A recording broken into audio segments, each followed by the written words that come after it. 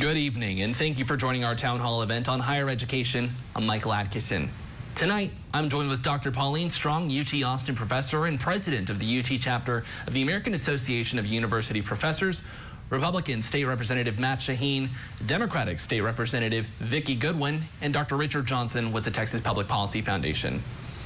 I want to start by asking each of you this exact same question, and we'll start with you, Dr. Johnson, of what you think higher education should look like and what its relationship with the Texas government should look like. We'll start with you and go down the line. Higher education was designed to provide a high-level skill set for Texas citizens. And as we move forward and as education evolves, I believe that we need to now begin to look at the technological inputs to higher education, which is AI, and which is going to be really influenced by AI and technology, as well as preparing young men and women for the workforce. And the main thing we look at in terms of higher education, we look at, you know, how well are we gearing each one of our colleges on the university's campus to meet the needs of the workforce and the economy for Texas. Texas now has the 8th largest economy in the world. And most of our learning is going to be driven by those industries that come to Texas. And you'll see the shift in higher education moving toward technology. And as it relates to our government and to our state, we rely on our state because the taxpayers basically fund a huge part of higher education. And, well, the taxpayers fund the state. And so in order for the state to move forward, we have to have the educational apparatus to meet the needs for our economy. The relationship that taxpayers have with the higher education system is certainly something that we want to get into later on. Representative Goodwin, your thoughts. What should higher education look like in the state? I mean, higher education should be educating our young people for the jobs of today and tomorrow. There's such a wide spectrum, whether it's business, whether it's law, whether it's healthcare, whether it's aviation. There's so many things that higher education is preparing our young people for.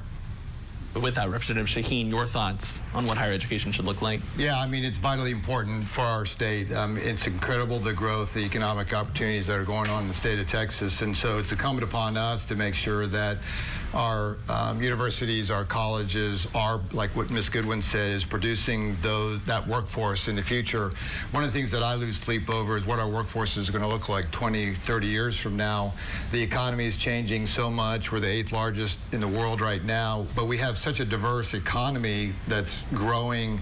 If you look at the semiconductor industry and how that's growing in the state of Texas, and you got all your different professional services and technology influences and the like. So it's really going to be incumbent upon us to ensure that from a legislative perspective, we give the guidance, we give the funding, but it's my hope and the hope of a lot of legislators that our higher ed facilities, they just execute and produce that workforce.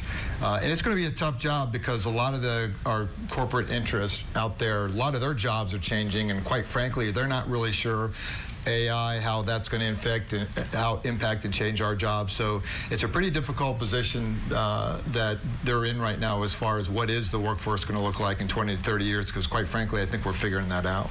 Yeah, Dr. Strong, your boots are on the ground. You go to work every day at a university. What do you think that relationship should look like?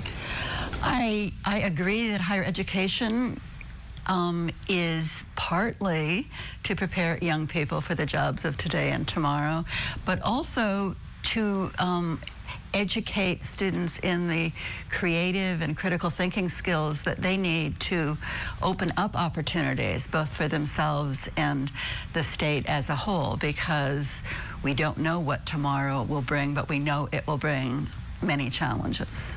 With that, getting into some of the more specific questions, I'm going to start with you, Representative Shaheen. You sit on the House's Higher Education Committee, which actually met for its first time just this week. I want to start by asking you a little bit about Senate Bill 17 from last session, which drew a lot of the attention. That was the state's ban on diversity, equity, and inclusion initiatives. Right. Do you think the state has gone far enough, or is there more work that you would like to see done in that front? Yeah, I mean, ideally, the reason why we're having to pass those pieces of legislation, right, is, again, we want our universities, our colleges to produce that future workforce. And so some of the DEI things that we were hearing about, that we heard testimony about, I mean, it was just silly. We had one university that had over 100 DEI employees, right? Think about all the professors and teachers that you can fund and the like. So it was really taking our universities down this direction where they weren't focused on what our workforce was doing.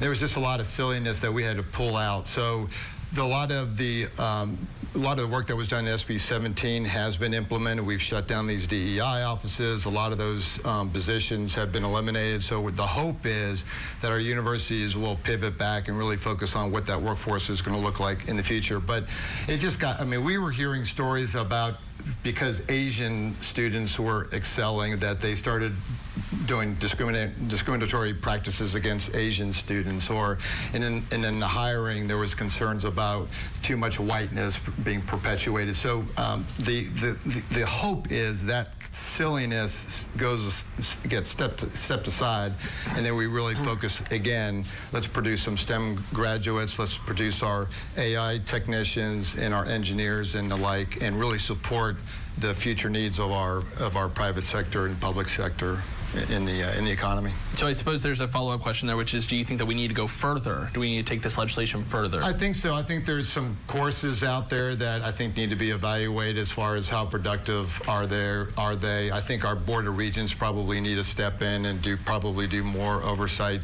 than what they're doing today. So yeah, I think it's kind of a moving target with respect to some of these initiatives that just aren't helpful for our universities and what they really should be focused on. So yeah, I think you'll see some legislation as far as the types of courses, and again, I think we're going to, there's some legislation out there to lean more on our Board of Regents to be more involved, to do more oversight than what they're currently doing today.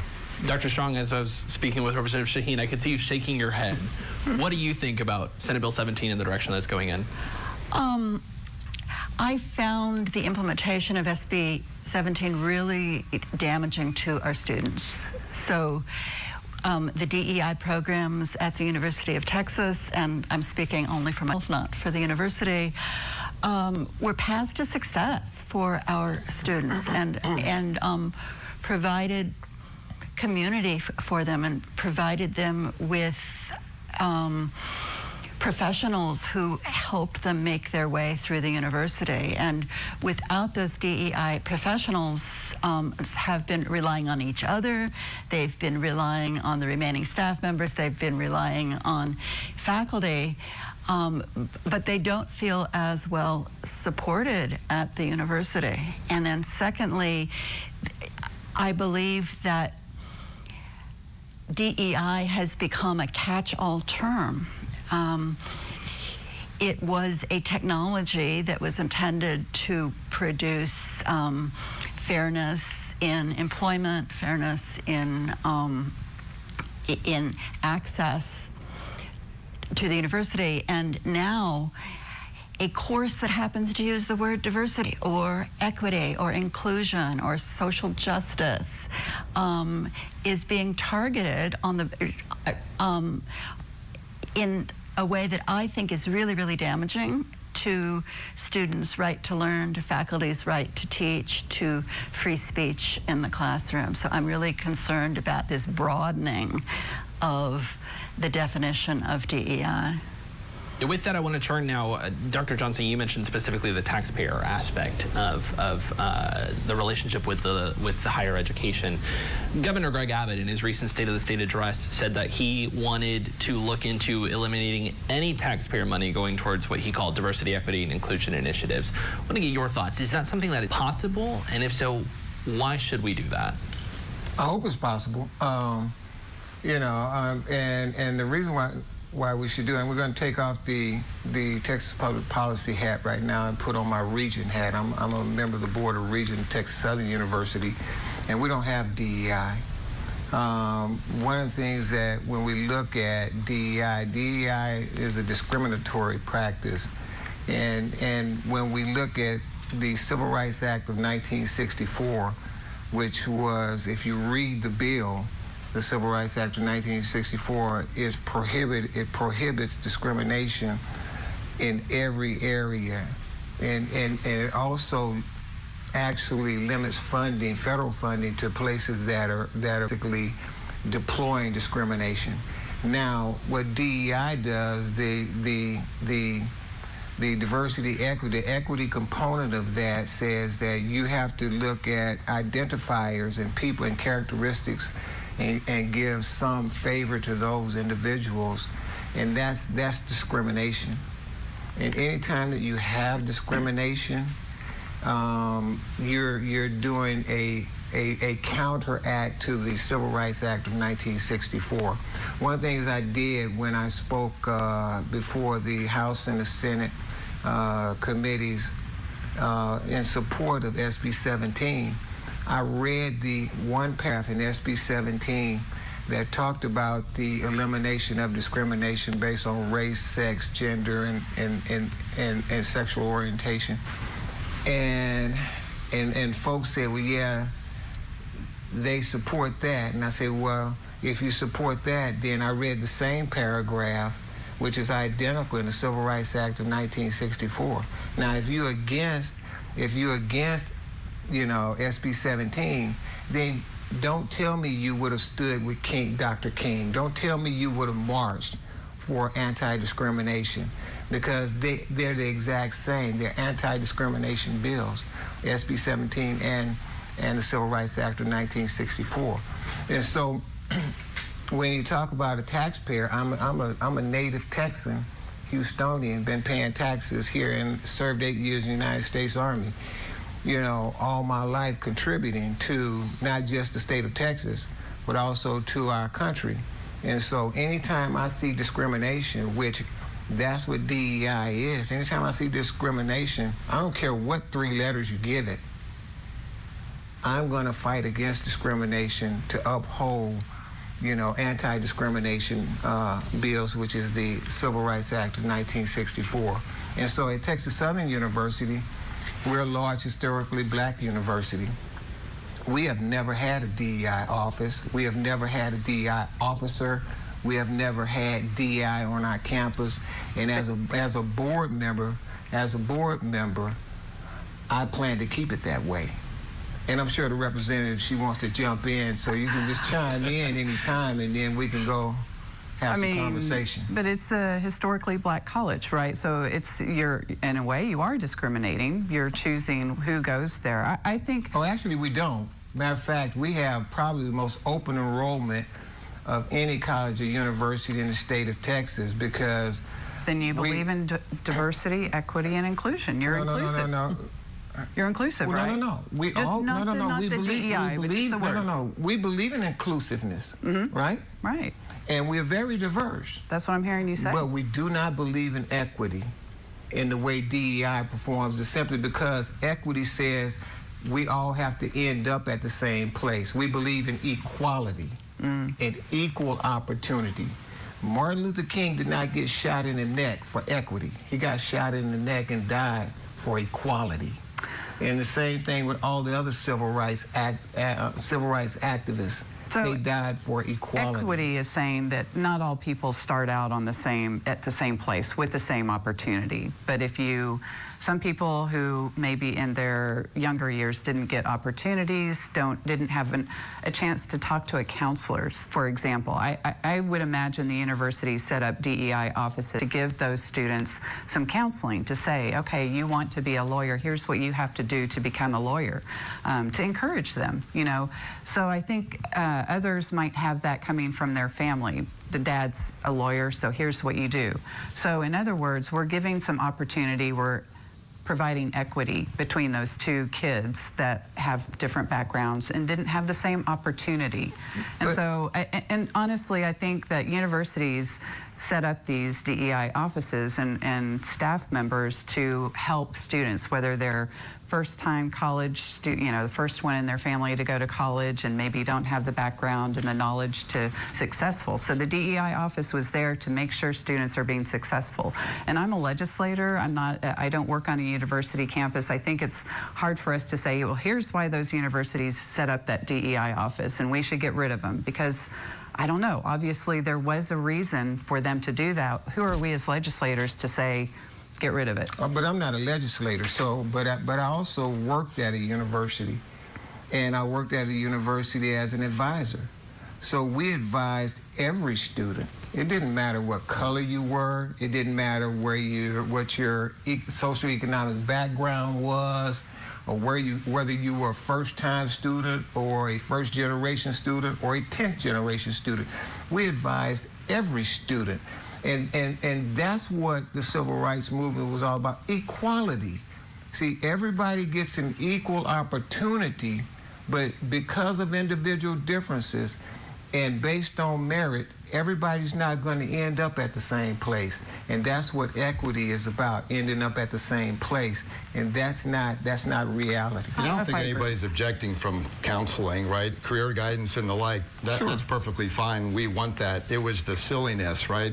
It was being concerned about their perpetuating whiteness, right? It was based on the way artists had sex. I mean, it just fell off a cliff.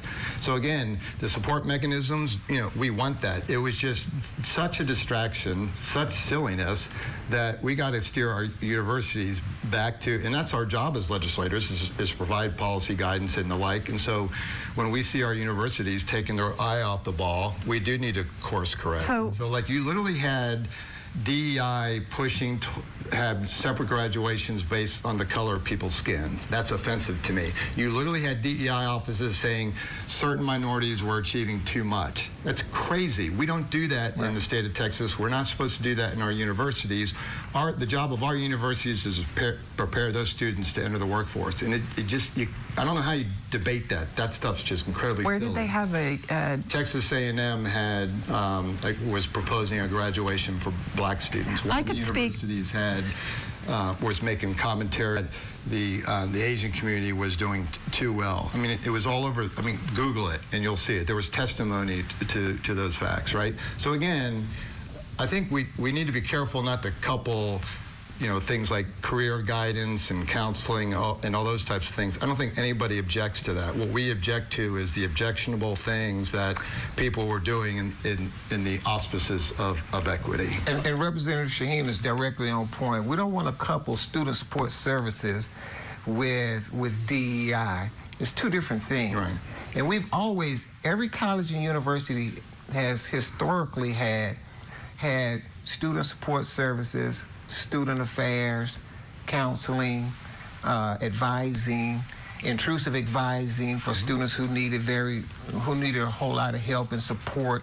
We've always had those kinds of things. But DEI is a total different thing, and it brings in an element of discrimination, and you cannot get around that. And I see that Paula wants to chime in. I wanted to talk about the graduation. So UT did have graduations for Latino and Latina students, graduations for black students, and these were celebrations for these students and their families.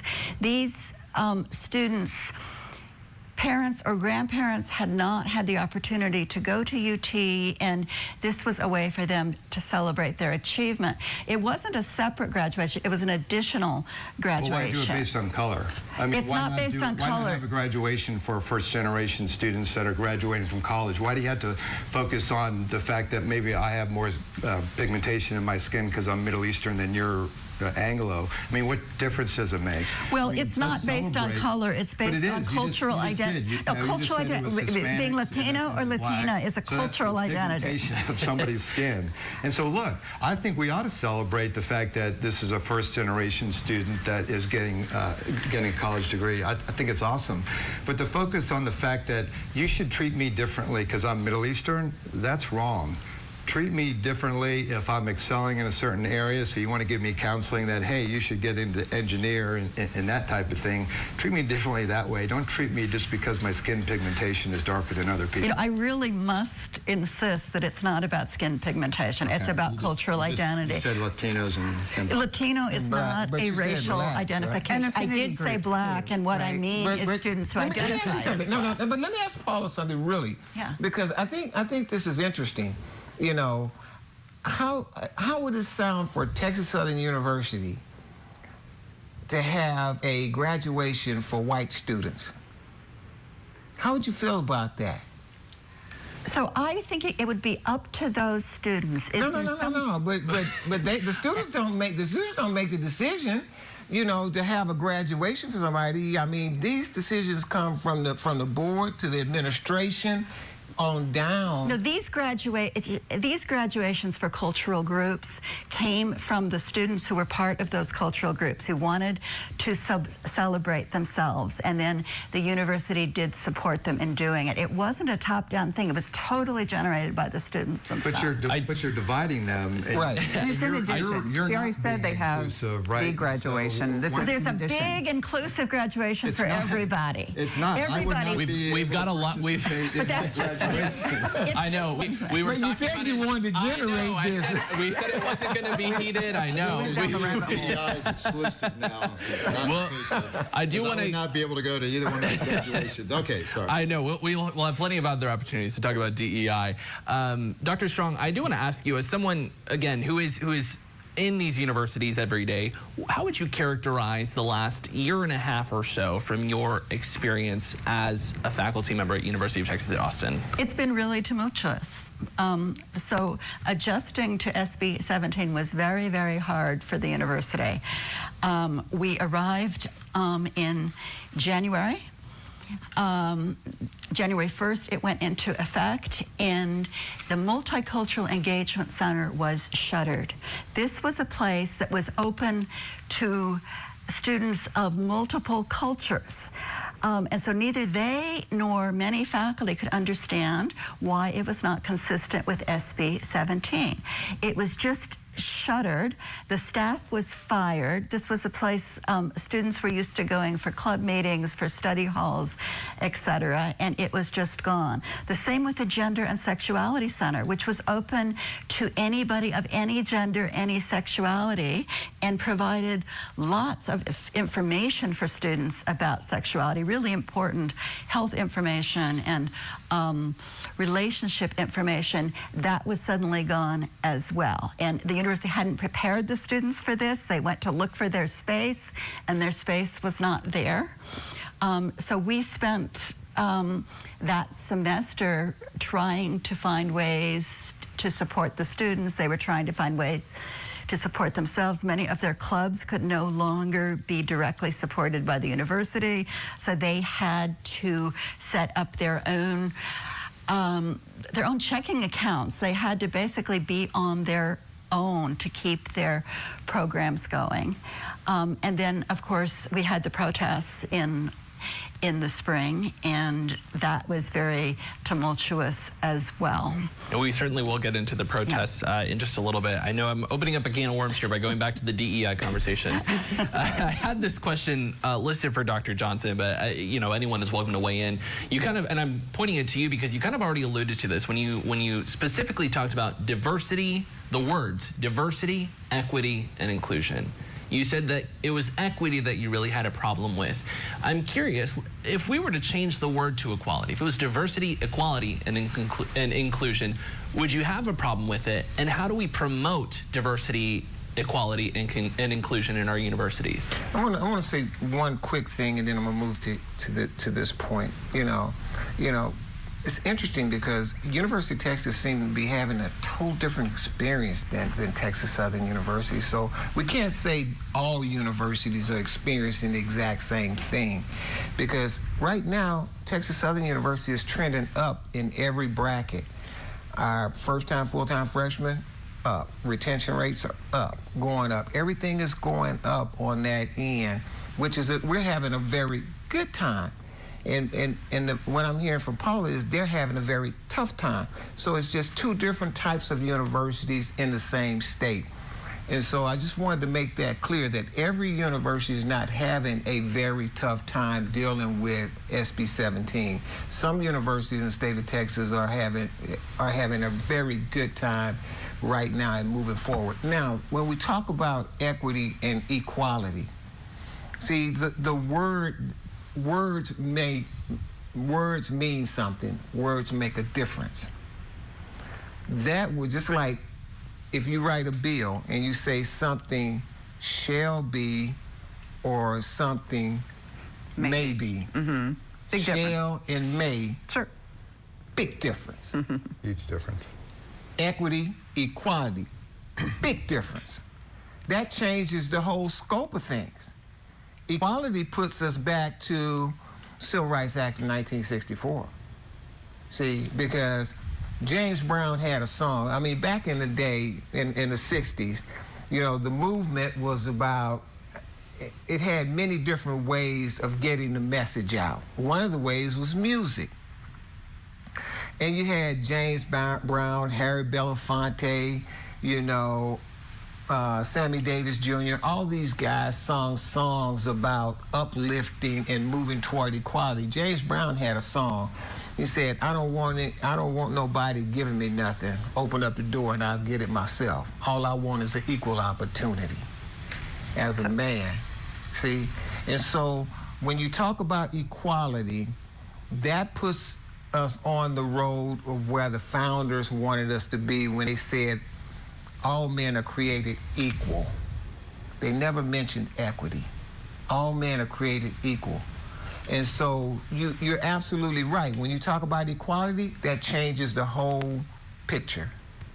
You know, everybody, we live in a diverse society. Houston, I was born and raised in Houston, Texas, one of the most diverse cities in America. Every culture is in Houston. And everybody wants to take part of our economy and of our society. Everybody wants to be included, but everybody wants equal opportunity. Equity is a total different word, and it transforms the whole idea. But then again, how do you, you know, we have these ideas of what you could label as DEI, and it sounds like you would disagree with them. So how do we promote those things that you know, looking forward, how do we promote diversity and inclusion in universities without DEI policies? Don't talk about how we're different. Well, right? and you're spot dead on. Yeah. You know what I'm saying?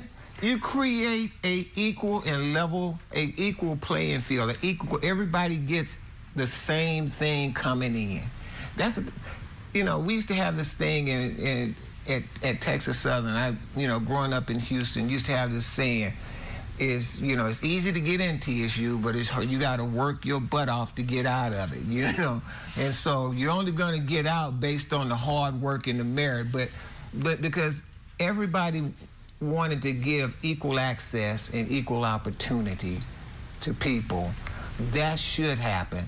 But everybody should not end up. Some folks are just life is going to happen, and some folks are not going to graduate. Some folks are not going to go on and become great successes in law and medicine and whatever, because different things happen. But they have an equal opportunity. So why there's some frustration here, and it's because the whole premise. There's an issue with this premise that we have to do all this stuff at our university. So let me give you an example. After the Hispanic community in the state of Texas, the fastest growing demographics in the state of Texas is the Asian community, Asian and Indian community. And it's awesome because not only are we getting the state of Texas getting the cream of crop from all over the nation, they're coming from all over the world, right? And so they are accelerating. They're doing great in high school. They're doing great in college, and they're doing great. And there's no entity is being formed in our universities to ensure that our Asian students achieve well, and they're Indian or anything like that. It's actually, if you want to talk about the different groups, the different groups that we're targeting to help, we're actually hurting them. And so all that to say is, if we want to knock this stuff out with equality and that type of stuff, quit talking about what's different about us. Right. Again, none of that is helping my constituents. Again, my fastest growing demographic, and again, across the state of Texas, the Asian Indian community. There's no DEI office. In fact, DEI they were targeting some of my constituents because they were accelerating so well.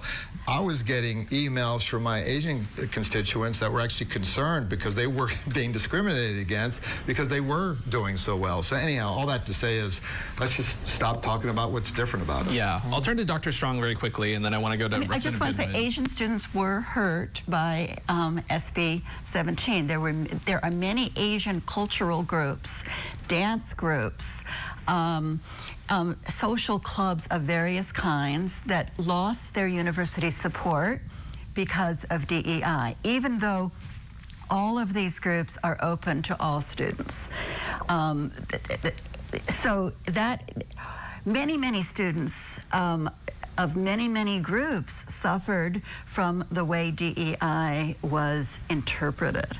And maybe that wasn't the intention of the legislators, but it cast a very broad I don't net. think a lot of students are devastated because their club's not supported by the university. They can still have their club. They spend their evenings doing the kind of work that's, well, I talk to these students. They come to me, they tell me what they're doing.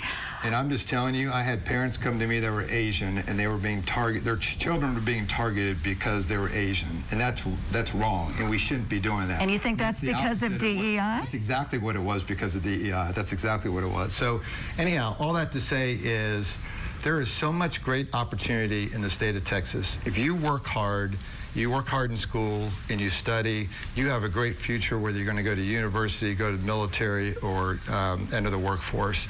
And so, again, these DEI initiatives, I mean, they were an embarrassment. All the different silly things, I've repeated it multiple times, all the silly things that they were doing, and it had the reverse effect. So at the end of the day, let's just create equal opportunity for these individuals and let them work as hard as they can, and let's see where they land. We're going to have the support groups there, but anyhow, DEI just got incredibly silly. I want to turn to Representative Goodwin, specifically because you sit on the House Appropriations Committee that's going to be in charge of university funding. Before we talk about the impact that SB 17 has had on that, I want to start by talking about university funding in general. How would you characterize it as it stands today? Well, we spend a lot. I mean, I was amazed at how many universities, colleges that we have in the state, and each of them came before our committee to talk about their needs, and each of them said, we need our institutional enhancement funding, please replace that. And so this being my first time on appropriations, wasn't certain what they meant. So I asked around, and apparently it was because of not sufficiently removing DEI from the college campuses that whole portion of their budget had been struck, over $400 million. So with that, what the sort of punishment, if you will, of SB 17 was that if schools did have these DEI, offices, positions, things of that nature, that they would lose university state funding for their universities. What sort of impact would that have? Well, I mean, they have taken away the DEI offices. They've fired those staff. They have closed them, and still that's not enough for the governor, lieutenant governor, whoever made the decision to slash that part of their budgets. And we heard from every single one of them the impacts it would have. They would have to let go more staff. They would have to close programs, maybe not to open up the next program they were hoping to open up in nursing. We kept hearing about all the need for particularly healthcare workers, but also aviation. So these universities are thinking about the next program that's needed right now with the society that we're in, and they're worried that they can't open those programs because of this funding cut. I want to talk about these jobs that you mentioned. I'll start with Dr. Strong, and then I'm going to turn to you, Representative Shaheen. Dr. Strong, just because I'm sure you knew people who are out of a job or have left the state of Texas because of this. Tell me about that impact. So faculty have found this to be an environment that is very difficult to work in, especially faculty who teach in the area of ethnic studies, gender studies.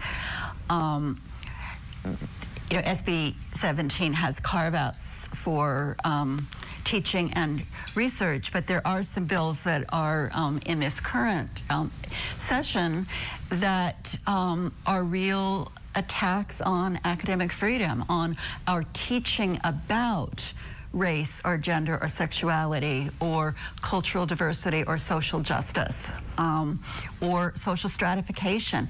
These are terms that are basic to social science and to much of the humanities. Many of us cannot imagine teaching our subjects without introducing our students to those topics.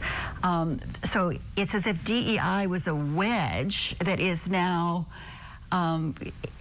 encompassing a larger and larger territory of university life to the detriment of faculty and students. Let me just say one thing, because I know we're trying to let you talk, right? Let me just say one thing, because on institutional enhancement, And, you know, the representative said that everybody's being affected because of SB 17, you know, because they're trying to go further with DEI elimination. But again, when they froze the resources right now on institutional enhancement, that's everybody. You know, our university doesn't have DEI. So you can't say it's because of DEI. Our university doesn't have DEI. And Paula, when you speak, you don't speak for every university. You speak for University of Texas. And so, because you're at University of Texas, so you speak for University of Texas. So if University of Texas is experiencing those sorts of things, you gotta let people know, because the viewing audience will think that we're talking all universities, which we're really not. Because if I'm giving you an instance where there's a university that's not experiencing any of the things that you just talked about. There's no faculty leaving. We're teaching social studies, we're teaching history, we're teaching math, we're teaching technology, we're teaching, you know, healthcare. Everything is going just fine at some universities, and I'm giving you one right now. And because when we look at the equity component and the discrimination component, a lot of times what people like to use DEI and say this is going to help African Americans. And you hear that every single place you go. And what I'm saying to you is it does not help African Americans, and it is a direct contrast to what we've achieved in the Civil Rights Act of 1964, and we're still moving toward equal opportunity for everybody. I'm not saying everything is perfect in the state or everything is perfect in the nation, but we are moving toward equal opportunity for everybody, and we're on that road, and we really, and I'm hard set against any distractions in getting to that point where we're all, like Representative Shaheen said, we're not talking about each other's differences. We're all stepping in on an equal playing field, and then allowing our energy and our ingenuity and our God gifts, talents, and abilities to move us forward. Well, with that, UT Austin is the flagship school of the biggest system in the state, and as many. But it's not the only school. No, of course. And I want you to understand that, because if you want to use DEI in the sense that most people use it, and saying that this is going to help lift up those people who were downtrodden, and then they always show Black people, African American people. I'm telling you, no, that is not what we're looking for. I'm an African American man sitting right here telling you that is not what we're looking for. Matter of fact, it robs us of our dignity when you tell us you're going to give us 10 feet ahead, head start on somebody else. No, I don't want a head start. We want an equal start. And I don't think that's what it's about. I think it's truly about trying to figure out how to make all of the students successful. That's what a university is about. How can we help all of these students be successful? And sometimes it takes being more thoughtful about it. So I'll give an example. I have an employee who is Indian, and she was told by one of her teachers, oh, you don't want to go to law school, you just, you know, marry well, whatever. But someone who was in a DEI office suggested, here's how you get to law school. Here's how you fulfill your dream. So it's just a difference of being conscientious about helping people and trying to create those opportunities. And maybe we change it to diversity, equality, and inclusion. And then you wouldn't have a problem. Well, there is no issue with the counseling, the career counseling. That's perfectly fine. Again, I don't talk to a lot of companies that are looking for students that have, you know, graduated and taken class about the way people have sex or the history of racism and all that kind of stuff. I mean, you're almost hurting these kids, because you're sucking up a lot of their time, where instead they could be learning about calculus or engineering or accounting or business finance or whatever, and instead you're actually hurting these kids, these students, because you're not preparing them for the workforce. And the reality is, the job of our universities is to produce the workforce that the private sector and the public sector needs to do the work, so that our economy can continue to grow. And quite frankly, you're hurting students doing that. So as a woman, I would say there's a lot of discrimination in the workforce, and and that for women the DEI thing's not working then. well, for women to know about the history of discrimination and about women's fight for equality, I think is very, very helpful. And our students learn all of these STEM topics, but knowing your own history is absolutely essential to being a thoughtful human being. Sure, and have it as a knowing great who chapter you in are. a history book, but you don't need a whole course on that. Again, at the end of the day, you need students to graduate with skills that the private sector and the public sector are needing, and that's how people earn a living and make money and grow. We need archivists. We need people who work in museums. We need people who know history. To your point, Paula, you know, my first degree is in history and government. You know, my master's in clinical psychology and then doctorate in education. So, you know, I mean, it's good for everybody to know their history. You know, and that's not DEI. That's not, you know. Well, it's going to become DEI if we are told that we cannot teach about anything that is so-called divisive. That is going to really, really harm. Nobody's saying that. I do. Well, it's in bills that you all are considering. And we'll get to those bills. We'll get to those bills in just a second. Yeah, because there are no bills to cut out history. We're going to get to a bill in just a second. I want to play, actually, for you, Dr. Strong. Last December, we sat down with outgoing UT Austin President Jay Hartzell, and I asked about the impact that DEI ban and the handling of the protests would have on student recruitment, and we have a soundbite from him that we're going to play here. I do think the fact that applications continue to go up, the fact that our student body continues to get more diverse, I think that does counter the story that you know, underrepresented students are going to not want to come here still. Just your thoughts. What do you make of that? Well, I mean, I think that is a good point. Students really, really want to come to the University of Texas, and we're very proud of that.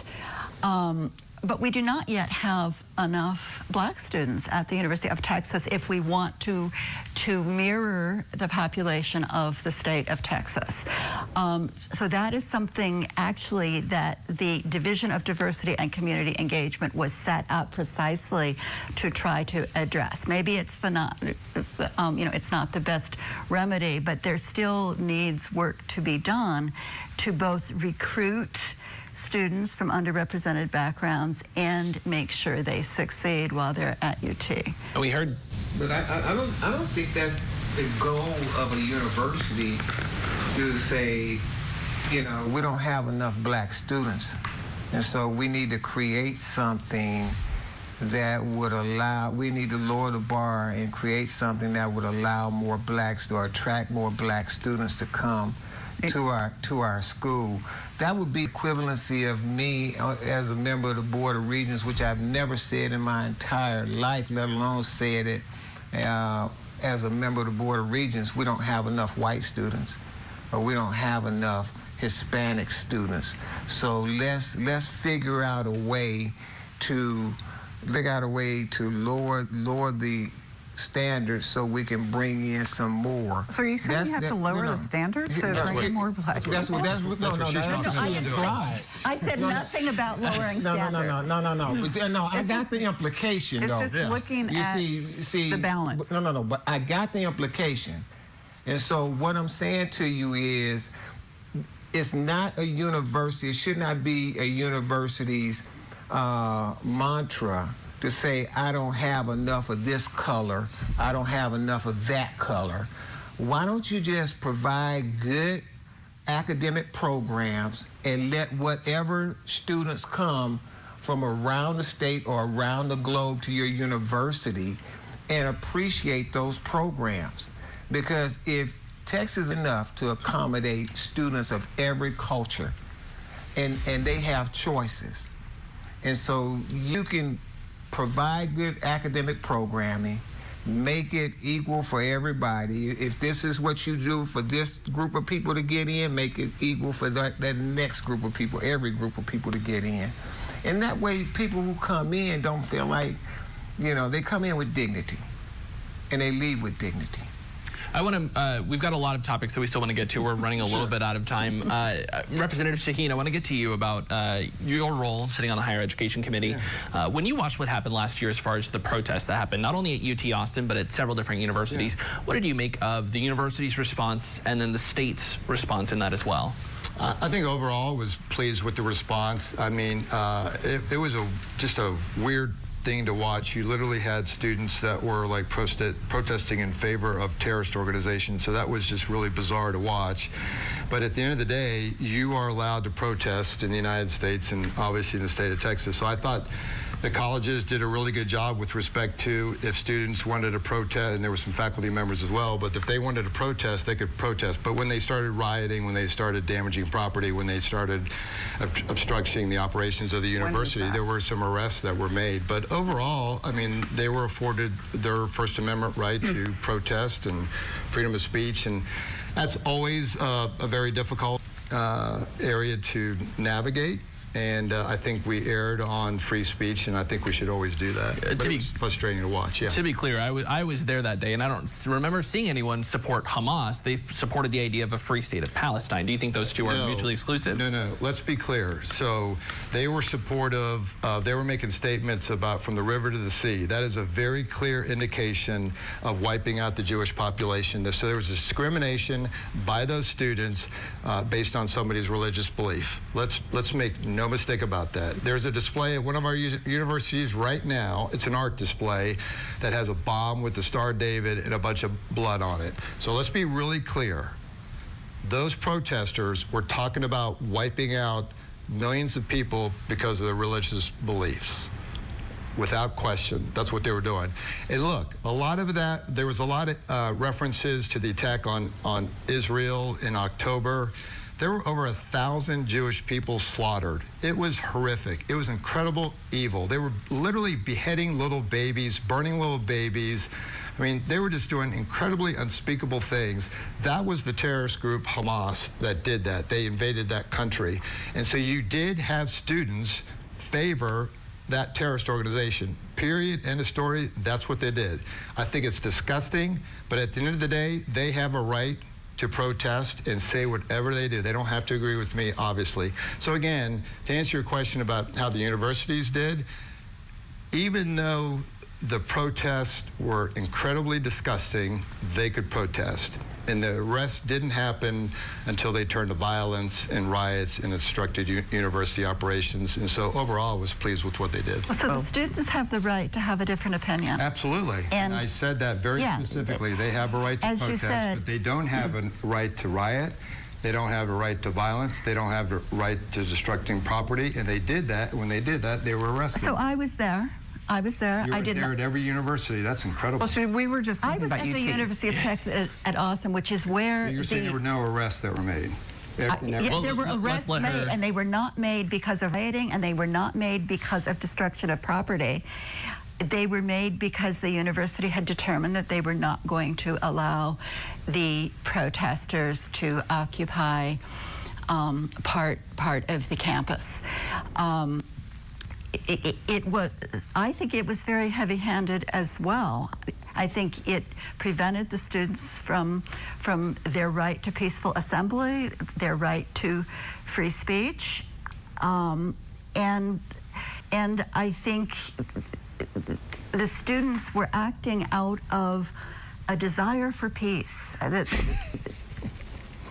They really believe, the ones I've spoken to, and I've spoken to many of them, were really concerned about the loss of life, both of Jewish people and of Palestinian people. They really believed that they needed to speak out.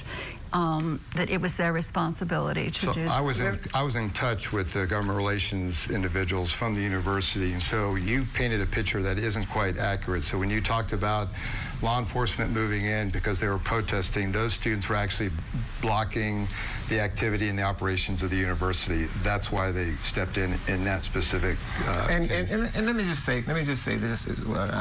That should happen because a university is not there for riots and those sorts of things. Universities, people go to universities to learn. And, you know, free speech, yeah, you can have free speech, but when you're infringing on other people, and you're impeding other people from doing what they need to do so they can learn and get their degrees, because not everybody on the campus wants to riot, not everybody on the campus wants to protest. And so students should be able to exercise free speech in a peaceful manner, you know, and I believe in free speech. But what I don't believe in is paid rioters coming on campus and starting riots on campus. There was no evidence of paid rioters. But let me give you some evidence, because there was some folks that came on to Texas Southern University's campus, and they brought a stack of their flyers, and they were paid, and they were trying to pass them out right as we were getting ready for our commencement. And the thing about it is, and I was so proud of our students, because they said, we're not involved in that. We're not involved in that. Take your stuff, your papers, and leave. Those were paid people who came on university's campus and really started riling up students and then getting students to come out for Hamas. I saw it happen. So you say you're there with the students. You're probably there with your students more than I am. I'm a member of the board. But when that situation happened, we were made aware of the folks who came on campus and how it was dealt with, and that's why we were so proud of them. Not just our students, but our students' parents, because they were there on campus, because they were getting their kids ready for commencement. We've only got a couple of minutes left, so I do want to get to our final question for the night. And we'll do it similarly, where we'll go down the line, but this time we'll start with you, Dr. Strong, which is just knowing, you know, we let the discussion kind of carry on a little bit. Seeing everything that's going on, I'm going to ask each of you guys, do you think higher education in the state of Texas is heading in the right direction? Dr. Strong, I'll start with you. I think there's many ways that higher education is heading in the right direction. We have really, really fine institutions of higher education. We have amazing students. We have really, really fine faculty. I do think that there, both nationally and in the state, there are some efforts to really limit what students are able to learn in the classroom, what faculty are able to teach, what faculty are able to research. And I think that is definitely heading in the wrong direction. All right, Representative Shaheen, your thoughts? I'm incredibly excited about our higher ed in the state of Texas, and well, unfortunately we spent an hour on the negatives, but no, our enrollment's growing. We have close to 700,000 students in our 4 years. Actually, the thing that I'm most excited actually is our community college, which have a little bit north of 700,000 students. Because the reason why I'm excited there is, you know, if you look at the suburbs in the middle class to wealthy areas in the state of Texas, those students are growing up in stable families. If they want to go to college, they can. Their high schools have real high graduation rates, and they're going to be successful. Our low-income areas is where we have lower graduation rates, and our students there, I mean, it's really a decision between going into criminal justice or you know, getting a degree and going into. That's why our school choice is so important for our state. But our community colleges, which are incredibly affordable, which are doing a much better job as far as partnering with the private sector and building 2-year certification programs to where these students, after they graduate from high school, spend 2 years in community college and they enter the workforce certified. It's incredible and it's exciting. They're also doing dual credit courses with our universities as well. And our community colleges, it's really affordable. It's like $700, $800 a semester, and so it's a great opportunity for our low-income students, and that's our fastest-growing demographic in the state of Texas. So all that to say is we did a lot of changes to. It was House Bill 8 last session. The way we organized our community colleges and funded our community colleges became outcome-based, and I'm just incredibly excited for the future of our higher institutions. But let's remember our community colleges. Representative Goodwin, your thoughts? Well, And since Representative Shaheen threw in there the choice issue, I'm just going to say that the vast majority of our students, K through 12, go to public schools, and I want to make sure that we support our public schools as much as we possibly can so that they are prepared for community college or four-year college or whatever trade school they decide to go to. After hearing all of the university chancellors and presidents come and speak to us, I'm very optimistic. I think they're on the right course.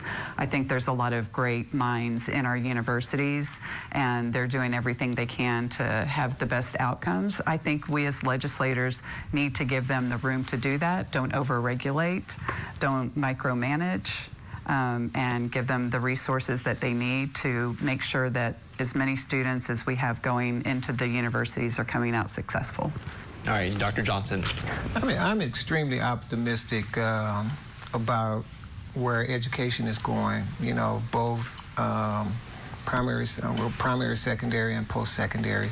You know, as Representative Shaheen mentioned, we're looking now at becoming a school choice state, which is going to help a lot of folks that are in low-income zip codes find better educational options for their children, which is going to increase the student success on the outcome side, moving into higher education.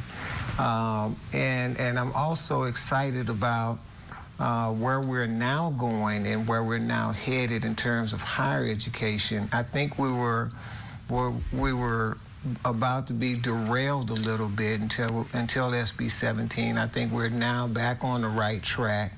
And so I'm excited about where we are and the future of higher ed in the state of Texas. All right, we want to thank each of you all for joining us for this, at times, lively discussion, shall we say. We appreciate you guys' time this evening. We appreciate you for watching our Rewriting Higher Education Town Hall Special. Good night.